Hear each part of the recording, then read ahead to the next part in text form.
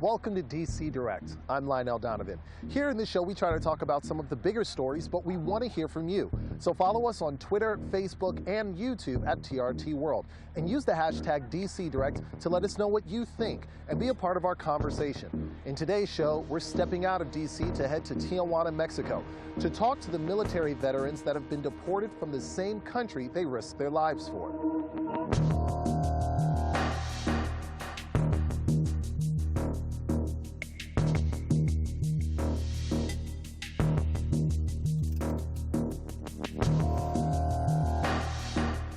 Deporting someone after they've served in the U.S. military might be hard to believe, but it does happen. Many immigrants choose the U.S. military as a way to solidify their standing in the U.S., but one mistake can cost them everything. Hector Lopez was arrested for selling marijuana to an undercover police officer and was deported in 2006. Hector says he was stunned to find out that his nonviolent crime cost him his U.S. citizenship. What was going through your mind when you crossed the border for the first time and you knew that there was a strong chance that you wouldn't make it back home? Well, it was hard to take because all the time they were bringing me closer and closer to the border. I was telling them, hey, this is a mistake. I can't be deported. I'm a veteran of the United States Armed Forces. So I said, I served for 6 years. That should count for something. They said, no, you're convicted of a felony. You're being deported. I was told that, my legal status had changed from a legal permanent resident to a national of the United States. I assumed that what greater allegiance is there than being a veteran of the United States Armed Forces, being willing to give your life to defend your country. Hector's story is one that Robert Vivar has heard many times. Robert moved down to Tijuana to help his brothers in arms get the resources they need to adjust to their new lives. Our primary function of the organization is to be a support system for veterans that are being deported from the United States. That's why we're strategically located about 40 yards from the PED West, the pedestrian west border crossing, which is also the deportation area. As a deported veteran himself, Robert understands the shock that comes with having your life uprooted and being sent to an unfamiliar country.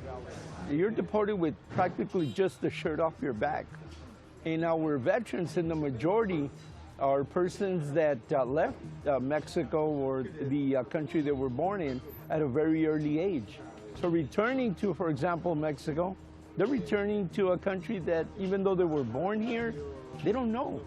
It's a complete strange land to them. It's like a fish out of water.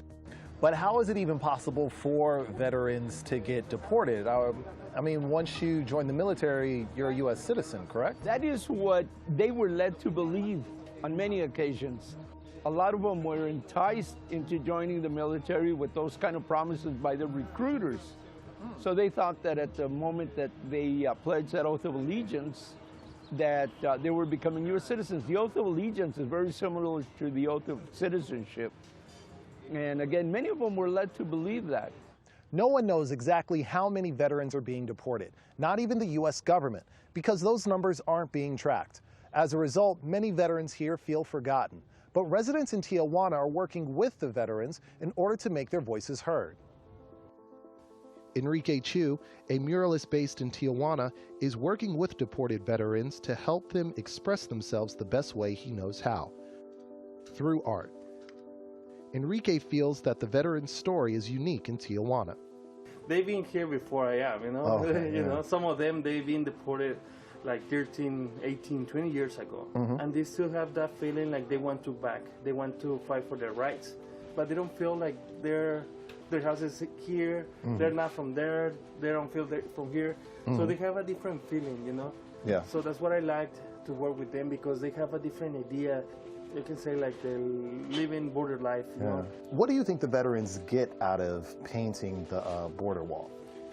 Well, you know what they get is, I know the good feeling of doing something on this side. Everyone who is doing something at the border, we know for sure we're sending a message. That's what I'm using the border wall for, like a big canvas, like something to express yourself, everyone is looking at the border right now.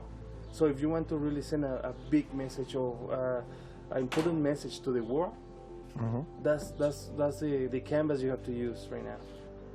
In the meantime, Hector is continuing to fight to get back to the country he once proudly served. What do you think the government should do to address this issue? What does the government need to do to get you back home? When I was being deported, I had a leg injury that bothered me for years. And I told the ICE official, I told him, because he wanted me to get on my knees, and I told him, I'm not getting on my knees, I have a bad leg. So he forced me to get on my knees, even though I had one leg stretched out. And I told him, I'm a veteran of the United States Armed Forces. He goes, well, so am I. You're being deported, and I'm going to deport you. I'm going to make sure you're deported. So when he said that, I knew that we didn't have a chance at the lower level. So I knew we had to fight it at the higher level. So that changed our focus and made us focus on congressmen and senators. And I knew that by focusing on congressmen and senators, that would be the only way that we could change it, by changing the law. Well, that's all the time we have today in DC Directs, but please follow us on Twitter, Facebook, and YouTube at TRT World. And use the hashtag DC Directs to let us know what you think should be done about military veterans getting deported.